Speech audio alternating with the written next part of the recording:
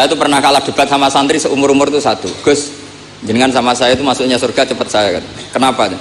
Kata Rasulullah, man salaka thariqan yaltamisu fihi ilman sahalallahu lahu thariqan ilal jannah. Itu yang masuk surga itu yang masih mencari-cari. Kalau jenengan sudah ketemu itu enggak masuk hadis itu kata.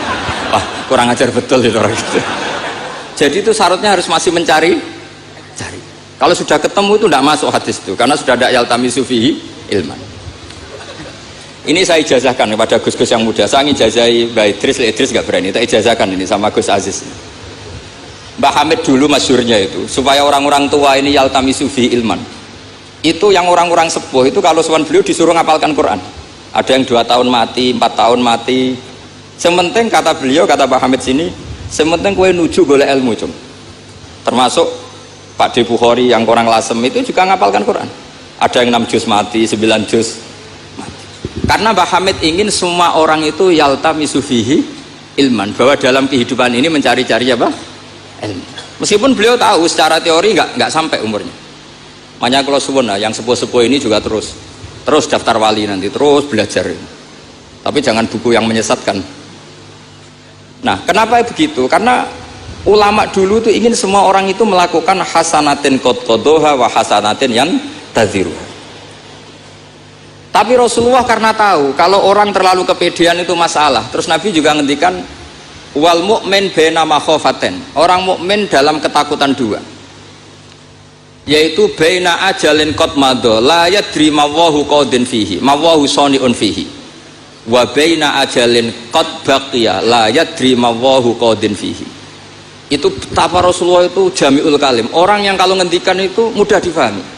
Tapi kamu jangan selalu gembira, kamu itu punya 2 ketakutan, dihimpit 2 ketakutan. Yaitu ketakutan masa lalu kamu, yang kamu tidak tahu Allah akan memperlakukan kamu kayak apa. Dan ajal yang akan datang, kamu juga gak pernah tahu nanti kamu diperlakukan Allah kayak apa. Makanya terus ulama-ulama kalau ngarang itu biasanya dibabkan kitabul khaufi war roja. Jadi rojaknya karena al-mu'min baina hasanatin, yaitu hasanatin qad qadha wa hasanatin yantaziruha. Tapi juga al-mu'min baina makhafatain, baina ajalin qad madha la yadri mawahu saniun fihi wa baina ajalin qad baqiya la yadri mawahu qadin fihi. Sehingga orang Islam semuanya stabil, ada khauf, ada raja. Dan itu lagi-lagi di kitab Ihya, kitab yang dimulazamai Mbah Mun, dimulazamai Mbah Hamid. Saya sampai sekarang masih terus belajar Ihya. Naraiso yang ngerpek. Saya sampai sekarang masih ngerpek kitab Ithaf itu. Karena saya punya Ihya itu 4 kalau nggak 5, cetakan Toha Putra, DKI, Darul Hadis Al-Qahirah. Saya biasanya kalau kita induk punya sampai 4 sampai 5. Nggak tahu kalau ibu induk nggak tahu itu punya, nggak tahu saya. Pokoknya kalau kita induk itu saya punya sampai 4. Karena sering salah cetak. Kenapa dulu sering salah cetak begini? Kalau seorang ulama ngarang ditungguin muridnya. Imam Buaiti nulis, Imam Buzani nulis, Imam Robi nulis. Mungkin karena Imam Syafi'i ngendikan misalnya yas taswir, mungkin yang satu nulis pakai sin, yang satu nulis pakai sod. Sehingga kitab sekecil takrib itu ada wafinu sotin gak ada. Nah, karena kalau sekarang kan enggak di komputer, kalau masternya sama ya sama. Terus kalau dulu enggak, wafi batin nusah gak ada, wafinu sotin gak ada, karena muridnya beda. Problemnya ya nanti kalau muridnya pas geloyor ya enggak karu-karuan. Makanya ada sanad, salah petik itu jadi mati. Ada santri yang nggak pati ngalim, kitabnya dia itu Hayatun Sauda Dawaun min Kulida. Jadi kelebihan titik. Akhirnya dia cari ular hitam, Hayat itu mana nih ular, Sauda itu hitam, Dawaun min Kulida, penyembuh dari segala penyakit.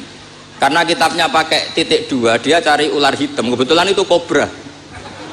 Ya dipatok mati. Ya sembuh betul, tidak sakit lagi. Ya, ya dia kitabnya dia itu Hayatun Sauda. Padahal yang benar itu Habbatun Sauda. Jadi kalau salah titik itu risikonya seperti itu. Jadi Habbatun Sauda, kitabnya dia Hayatun Sauda. Nah berikutnya ini mungkin yang terakhir, ini trik jadi wali. Yang mintorikil ilm, seorang lagi mintorikil ilmi. Banyak kitab menjelaskan bahwa Abu Yazid Al-Bustami itu tanya, ya Allah, orang sehebat saya itu siapa? Karena beliau itu ahli ibadah. Sama Allah dijawab, oleh hatif ya tentu. Kamu tidak usah tanya caranya Allah jawab gimana. Tidak wali itu tetap nggak bisa tuh. Jadi wali dulu nanti tahu sendiri. Ditunjukin temannya yang pinggirnya itu loh, teman kamu yang tidur. Kenapa ya Allah? Ini orang sama saya husnudzon, tahu bahwa saya ini baik sekali, makanya ditinggal tidur. Kalau kamu ibadah terus, jadi ada gimananya gitu sama saya. Jadi kamu jadi wali yang jalur itu aja, yang apa? Ya husnudzon itu. Sampai di Ihya itu ada makalah begini.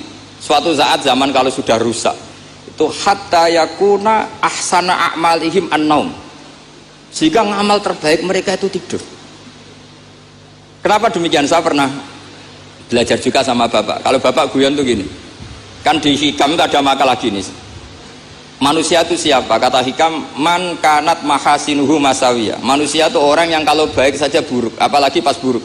Jadi manusia itu man kanat mahasinuhu masawiyah, fa kaifa la takunu masawihi masawiyah.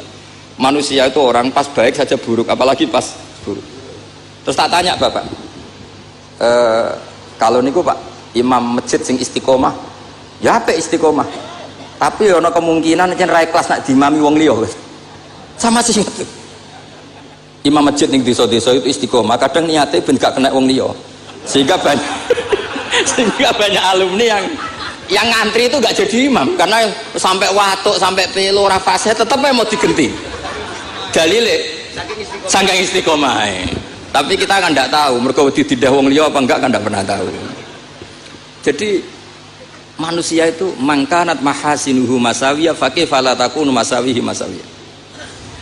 Nah begitu juga misalnya orang alim. Saya ini kata orang banyak itu alim, baik kan?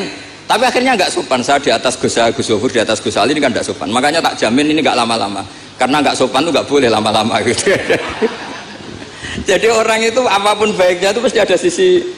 Itu guyonannya orang-orang alim dulu itu sampai gitu. Man kanat mahasinuhu masawiyah fakih fala takunu masawihi masawiyah. Manusia itu orang yang saat baik saja ada buruknya, apalagi pas buruk. Coba kamu fikir itu bagus karena ngeringankan hisab. Tapi ono tangga lara ora iso nulung, ono wong macam-macam ora iso nulung. Padahal fikir itu bagus. Allahumma ahyini miskinan wa amitni miskinan. Engkok sugih ya apik iso nulung wong macam-macam, tapi mesti ono sombonge ora tak tulung ora urip kono. Terus sampean takok, "Lah carane piye, Gus?"